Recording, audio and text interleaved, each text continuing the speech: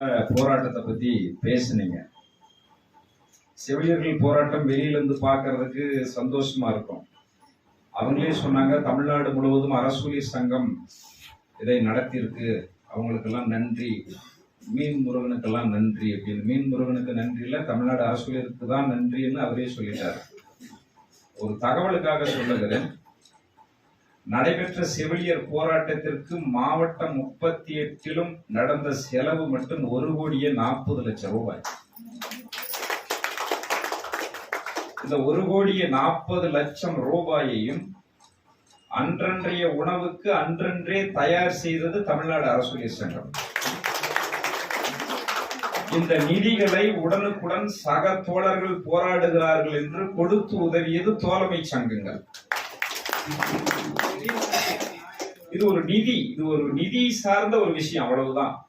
இதுக்கு பிறகு அரசோடு பேசுவது, காவல்துறையோடு பேசுவது, இயக்க நடவடிக்கை நடக்கிற இடங்களில் எங்களுக்கு வருகிற இடர்களை எதிர்கொள்ளுவது. அப்ப சொன்னாங்கல்ல, கரண்ட் ஆஃப் பண்ணிடுவாங்க, ஒண்ணுக்கு போனா ரூமை பிடிச்சி கூட்டி விட்டுருவாங்க, படுத்த படுக்கையே இல்லாம எல்லாம் விட்டாங்க, திறந்த வெளியில எல்லா ஹால் திண்ணை எல்லாம் மூடி விட்டாங்க. பணியிலேயே படுத்து இப்ப எவ்வளவு பணி இருக்குன்னு தெரியுமில்ல உங்களுக்கு. அவ்வளவு பெரிய போராட்டம். ஒன்றை உங்களுக்கு செய்தியாக சொல்ல விரும்புகிறேன் தோழர்களை, நீங்கள் போராட தயாராக இருந்தால் தமிழ்நாடு அரசூழியர் சங்கம் தன்னுடைய ரத்தத்தை மட்டுமல்ல உயிரையும் கொடுத்து உங்கள் போராட்டத்தில் வெற்றிக்கலாம். நிறைய ஆசிரியர் அமைப்புகள் எல்லாம் வரலன்னு கோச்சிக்கிட்டீங்க, அப்படியெல்லாம் கோச்சிக்க வேண்டிய அவசியம் இல்லை. நாம ஒவ்வொரு முறையும் எல்லா ஆட்சியாளர்களும் போராட்டமும் அரசியல் நெருக்கடியும் தான் நம்முடைய கோரிக்கை நிறைவேற்றி இருக்கிறாங்க. நம்ம சிலர் சொல்லுவோம் இல்ல, அதிமுக காரங்க அதான் நல்லது பண்ணாங்க, திமுக காரங்க கொஞ்சம் நல்லது பண்ணாங்க, அப்படியெல்லாம் இல்ல. நம்முடைய அரசியல் போதாமையினால் அவர்கள் பெயர்களை சொல்லுகிறோம். இவர்கள் எல்லா நல்லது செய்தார்கள் என்று நாம் நம்பிக்கொண்டிருப்பதின் அடிப்படை காலத்திற்கு ஏற்ற அரசியல் சூழ்நிலைகளில் நாம் கொடுத்த போராட்டத்தின் நெருக்கடியால் அவர்கள் அதை செய்தார்கள், நாம் அதை செஞ்சோம்னு சொல்றோம். ஒரு உதாரணத்துக்கு சொல்றோம் பாருங்க. Mahatma Gandhi rural guarantee scheme இருக்கு. ஒரு கிராமத்துல கூலி தொழிலாளி எனக்கு ஊதியம் இன்னைக்கு கிடைக்கும் அப்படின்னு ஒரு எம்ப்ளாயை போல தன்னம்பிக்கையா இருந்த ஒரு பெரிய ரைட் ராயல் ஜாப் அது. அத மத்திய ஆட்சி ஆண்ட காங்கிரஸ்காரங்க கொண்டு வந்தாங்க. நம்ம அப்படி நினைச்சுக்குவோம். ஆனால் தோழர்களே, கம்யூனிஸ்ட் கட்சிக்காரர்கள் காங்கிரஸோடு ஏற்படுத்தி கொண்ட குறைந்தபட்ச கொள்கை முடிவு புரிதலில் அவர்கள் அந்த அரசை நிர்பந்தித்து படிக்க தெரியாத கிராமத்தில் இருக்கிற மாற்று சேலை கூட இல்லாத ஒரு சகோதரி, அவளுக்கு 100 நாள் வேலை கொடுப்பது அரசியல் சட்ட உரிமை என்று மாற்றியது கம்யூனிஸ்ட் கட்சிக்காரங்க. இது நமக்கு யாருக்கும் வெளியே தெரியாது. இப்ப காங்கிரஸ் காரமன்னா காங்கிரஸ், திமுக காரமன்னா திமுக, அதிமுக காரமன்னா அதிமுகன்னு நம்ம சொல்லுவோம். இது எங்க இருந்து வருது? இத்தனை பேர் ஏன் கூடி உட்கார்றோம்? எப்படி பழைய பென்ஷனா இருந்தது புதுசா மாறுச்சு? எப்ப மாறுச்சு? பாராளுமன்றத்தில் சிவப்பு கொடி உறுப்பினர்கள் எண்ணிக்கை அதிகமாக இருக்கும் பொழுதே இந்த பழைய பென்ஷனை புதிய பென்ஷனாக மாற்ற வேண்டும் என்கின்ற ப்ரொபோசல்ஸ் வருது. ஊழியர்கள் பக்கம் நிற்கிற கொள்கையை கொண்ட அரசியல் கட்சி உறுப்பினர்கள் பாராளுமன்றத்தில் இருக்கிற வரை பழைய பென்ஷனை புதியதாக மாற்றுகிற அன்றைய காங்கிரஸ் ஆட்சியினுடைய சூழ்ச்சி தோத்து போயிட்டே இருக்கு.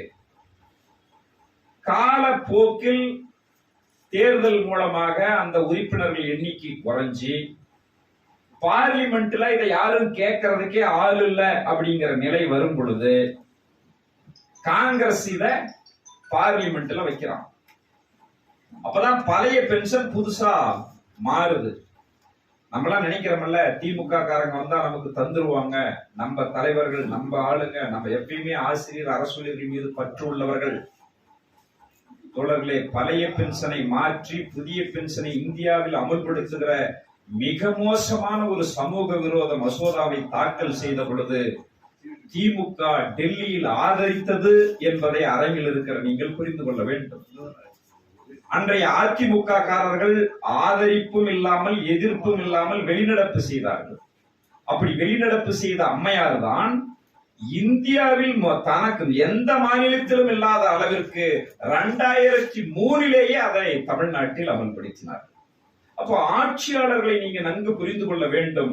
அவர்கள் நம்மள மாதிரியே பேண்ட் சொக்கா சோமம் எல்லாம் கட்டி இருப்பாங்களே ஒழிய நம்மள மாதிரி நமக்கான ஆட்கள் அவர்கள் இல்லை. இன்றைக்கு கூட ஜாக்டோஜியோ நடைபெற்ற எல்லா போராட்டங்களிலும்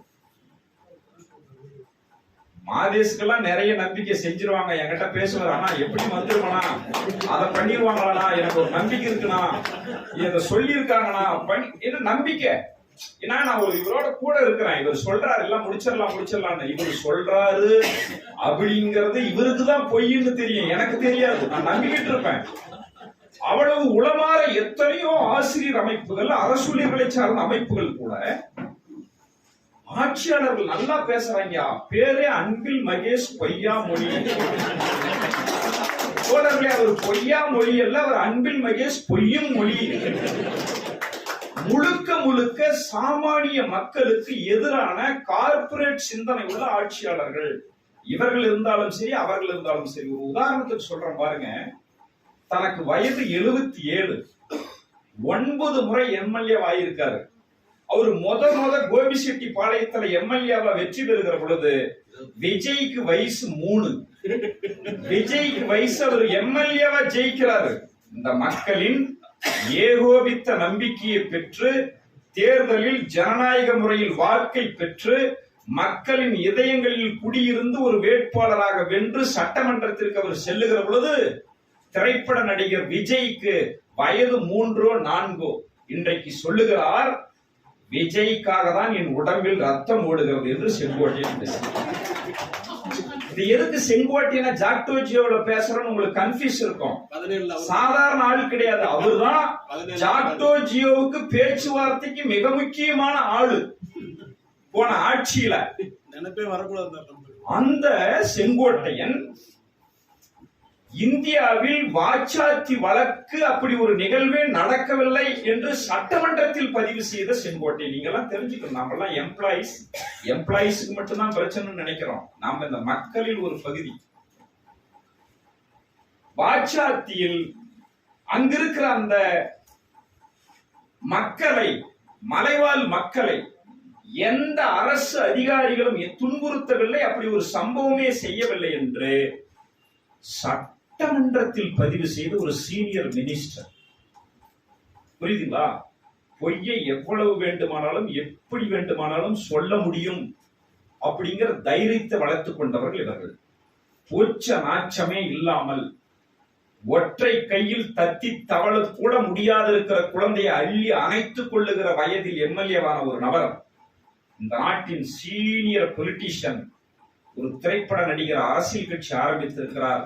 அவருக்காக தான் என்னுடைய ரத்தம் ஓடுகிறது என்று சொல்லுகிற அளவிற்கு மிக மோசமான பச்சோந்தித்தனம் கொண்டவர்கள் தான் ஆட்சி ஆளுகிற பொழுது நமக்கு போலியான வாக்குறுதியை பொய்யாக சொல்லி நம்ப வைக்கிறார். அப்படிதான் அன்பில் மகேஷ் ஒரு நண்பர் சகோதரர், அவரும் அப்படிதான். இதை நீங்க புரிஞ்சுக்கணும். ஒரு சாதாரண விஷயம், இந்த ஆட்சியாளர்கள் நான் வந்தால் அனைத்து பணியும் காலமுறை ஊதியத்தில் போடுவேன்னு சொன்னாங்க. மனசார யோசிச்சு பாருங்க. இந்த நாட்டின் அடிப்படை பணி துப்புரவு பணி, அடிப்படை பணி அலுவலக உதவியாளர் பணி. இந்த பணி எல்லாமும் கவர்மெண்ட்ல கம்ப்ளீட்டா அத்துக்கூலிக்கு அவுட் சோர்சிங் போட்டுட்டாங்க. இங்க இருக்கிற நம்ம கிராமத்துல முத ஒரு சமூகத்திலிருந்து மேல் எழும்பவன் என்ன வேலைக்கு போவான்?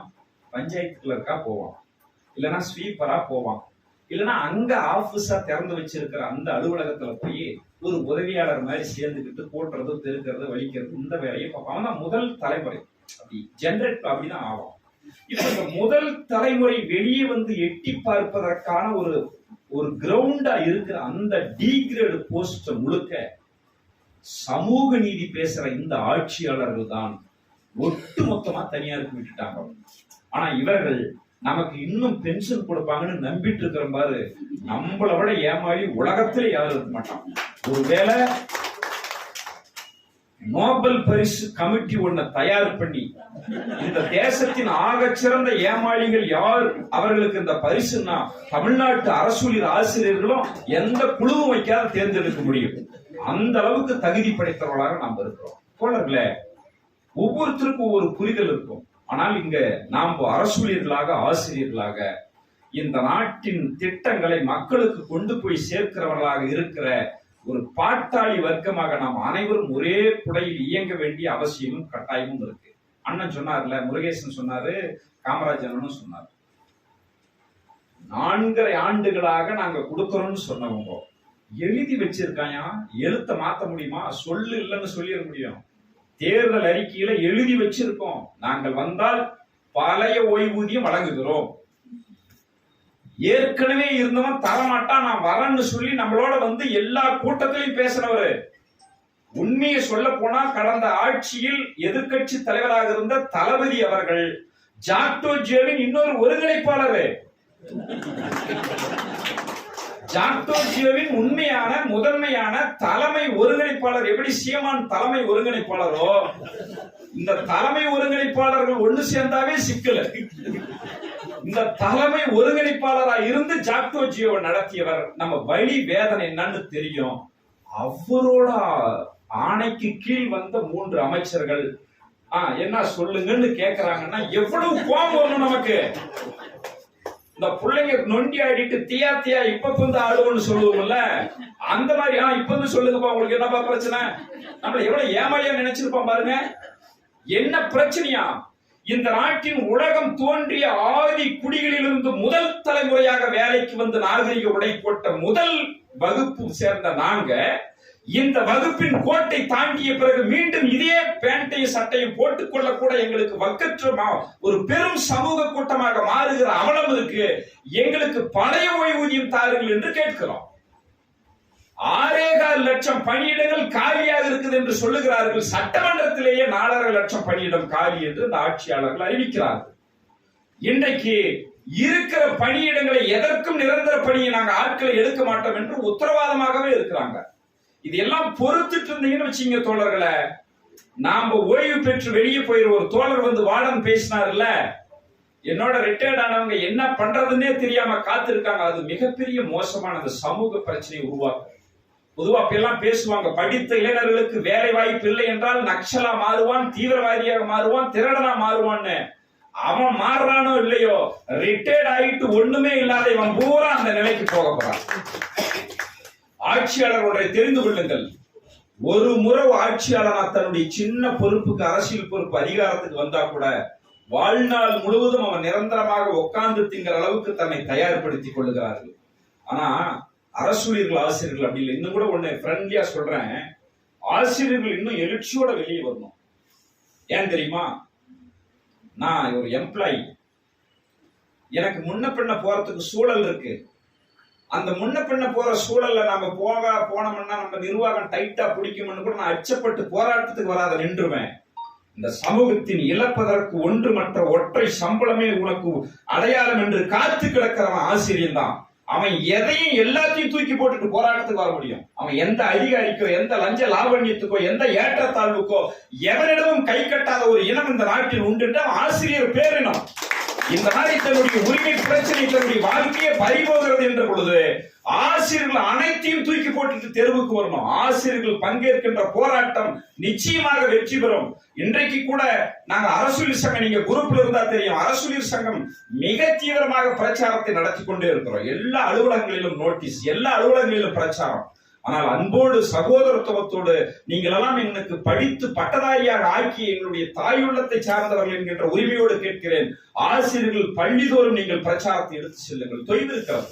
17 போராட்டத்தை பார்த்தோம். கடல் போல வந்து நின்றார்கள், அலை போல் தெருப்புற சுற்றி அடைத்தார்கள். அப்படிப்பட்ட ஆசிரியர் பேரினங்கள் இன்றைக்கு கோபத்தோடு சிலர் இருக்கிறார்கள், சிலர் புரியாமல் இருக்கிறார்கள், சிலர் என்ன நடக்குது என்று தெரியாமல் இருக்கிறார்கள். அவர்கள் எல்லாம் தலைவர்கள் தான் நீங்க ஒருங்கிணைக்க வேண்டும். பள்ளிதோறும் இந்த நோட்டீஸை கொண்டு போய் தாருங்கள். நான் இன்னும் சுருக்கமாக உங்களுக்கு சொல்ல விரும்புகிறேன். ஒருவேளை நீயே சட்டமன்ற உறுப்பினருடைய மகனாக இருந்தாலும், நீயே இந்த ஆட்சி அதிகாரத்தில் இருக்கிறவருடைய பிள்ளையாக இருந்தாலும், ஓய்வுக்கு பிறகு உங்க அப்பனுக்கு வேண்டுமானால் ஊதியம் கிடைக்குமே ஒழிய உனக்கு ஊதியம் கிடைக்காது. தாயா பிள்ளையா இருந்தாலும் வாயும் வயிறும் வேறு என்ற தத்துவத்தை தெரிந்தவனாக இருந்தால் நீயும் களத்தில் இறங்குகிற மிக முக்கியமான தேவையும் அவசியம் இருக்கிறது. இந்த தமிழ்நாட்டு அரசியலில் பழைய ஓய்வூதியம் தருகிறேன் என்று சொன்னவர்கள் அதிமுக காரர்கள். அம்மையார் ஆட்சியில் இருக்கும் பொழுது அரசு சங்கம் நடத்திய கடுமையான போராட்டம், 110 கீழ் பழைய ஓய்வூதியம் சம்பந்தமாக குழு போட்டு ஆய்வு செய்கிறேன் என்று சொன்னார். காலப்போக்கில் அடுத்த தலைமுறை ஆட்சியாளராக வந்தவர்கள் அந்த கட்சியும் இல்லாமல் ஆக்கிவிட்டார்கள், நம்முடைய பழைய பென்ஷனையும் இல்லாமல் ஆக்கிவிட்டார்கள். இடைப்பட்ட காலத்தில் 10 ஆண்டுகளாக ஆட்சி கட்டில் அமர முடியாத ஏக்கத்தில் தவித்திருந்த தளபதி டீம் நாங்கள் வந்தால் தருகிறோம் என்று சொல்லிவிட்டு ஆட்சிக்கு வந்து 20 தொகுதிக்கு மேல் நம்மால் வெற்றி பெற்று இன்னும் இருக்கிற தொகுதிகளில் நம்முடைய வாக்குகளை 100% வாங்கினார்கள். நிறைய ஆசிரியர்கள் சொல்லுவாங்க, நாங்க எலெக்ஷன் கிளாஸ் எடுத்தோமோ இல்லையோ ஓட்டுக்கு பிரச்சாரம் பண்ணணும்னு சொன்னவங்க எல்லாம் நான் பார்த்திருக்கிறேன். அவ்வளவு தியாக உணர்வோடு எங்களை காத்திருந்த ஆட்சி வர வைக்க வேண்டும் என்று ஏங்கி வேலை செய்தவர்கள் இவ்வளவு ஏக்கத்தோடும் துயரத்தோடும் நடுவீதியில் நின்ற பொழுதும் கடைசி கூட்டத்திலும் நீங்களே கூட்டத்துக்கு வாங்கன்னு கேட்டு கூப்பிட்டுட்டு சொல்லுங்க என்னன்னு சொல்லுகிற இனத்தை பார்த்தால் கொதித்து எழ வேண்டும். ஊழியர்கள் இன்றைக்கு இல்லை என்றால் என்றும் போராட முடியாது. இன்றைக்கு எந்த கட்சின்னு நீங்க அரசியலை தெரிந்து கொள்ள வேண்டும். தமிழ்நாட்டில் அரசியல் பயங்கர சிக்கலா இருக்கு. இந்த டயத்துல விஜய் ஒரு பக்கம் கூட்டமா கூட்டுறாரு, என்ன கொடுமைன்னா அவர் 7 நிமிஷத்துக்கு மேல பேச மாட்டேங்கிறாரு. நாட்டுல பல லட்சம் பிரச்சனை இருக்குது. ஆயிரம் மணிக்கணக்காக பேசிதான் தீர்க்க முடியும். அவரு முதலமைச்சரா வந்தா எப்படி நடக்குன்னு எனக்கு ஒண்ணும் புரிய மாட்டேங்குது. அவங்க பின்னாடி தோழர் சொன்ன மாதிரி இவங்க டேட்டா கார்டு காசை பூரா வாங்கி மொபைல்ல போட்டுட்டு அப்படி ஒரு கூட்டம் போகுது. இந்த பக்கம் ரத்தம் கொடுக்கிற ஆளு ஒரு பக்கம் இருக்கிறான். ஒரே அணியாக சேர்ந்து நிற்கிற இந்த தளபதி டீம், உண்மையிலேயே நாங்கள் உரிமை இருக்கிறது உங்களை கேட்பதற்கு. எங்களால் ஆட்சிக்கு வந்த நீங்கள், ஒருவேளை உங்களுக்கு கடவுள் நம்பிக்கை இல்ல, நீங்க கடவுள் நம்பிக்கை இருக்கிறதா நான் நினைச்சேன்னா எங்க வயிற்றுல அடிச்சீங்கன்னா நீங்க எல்லாம் நாசமா போயிருவீங்கன்னு சொல்ற தவிர வேற ஒண்ணும் இல்லை. அரசுடையர்களும் ஆசிரியர்களும் கிராமங்களில் மலை கிராமங்களில் இருந்து நடந்தே ஓடி படித்து காலுக்கு செருப்பு இல்லாமல் டவுசர் மாற்றிக்கொள்ள டவுசர் இல்லாமல் சாமானியர்களாக படித்து கல்லூரிக்கு முதலில் கல்லூரி விடுதியில் சேருவதற்கு வருவதற்கு கூட துணிக்கு நல்ல பை போட்டுக்கொள்ள முடியாமல் மஞ்சா பையில் பேண்டையும் சட்டையும் போட்டுக்கொண்டு வந்து சேர்ந்து படித்த பட்டதாரிகள் தான் இன்றைக்கு ஆசிரியர்கள் அரசூழியர்களாக இருக்கிறார்கள். இப்படி முதல் தலைமுறை பட்டதாரிகள் தன்னுடைய பிள்ளைகளை அடுத்த தலைமுறைக்கு உயர்த்தி விட வேண்டும் என்று நினைக்கின்ற நேரத்தில் உங்களுக்கே பென்ஷன் இல்லை, நீங்கள் அதே கிராமத்தில் போய் பசியோடும் பட்டினியோடும் அல்லல் படுங்கள் என்று நீங்கள் திருப்பி அனுப்புவது என்பது சமத்துவமும் சமூக நீதியும் பேசுற உங்களுடைய கொள்கைக்கு அது அர்த்தம் அல்ல. அப்படி நீங்க பேசினால் அது போலித்தனம் என்பதை ஜாக்டோ கடுமையாக கண்டிக்கிறது.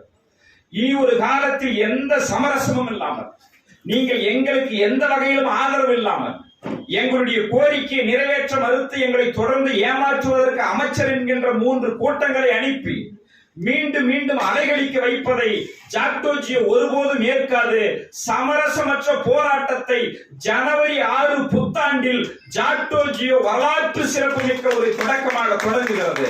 நீங்கள் கிராமங்களில் இருக்கிற பள்ளிதோறும் அலுவலகம் தோறும் தயவு கூர்ந்து பொறுப்பாளர்கள் நேரில் சென்று ஊழியர்களிடம் சொல்லுங்கள், நீங்கள் வாங்குகிற ஊதியம்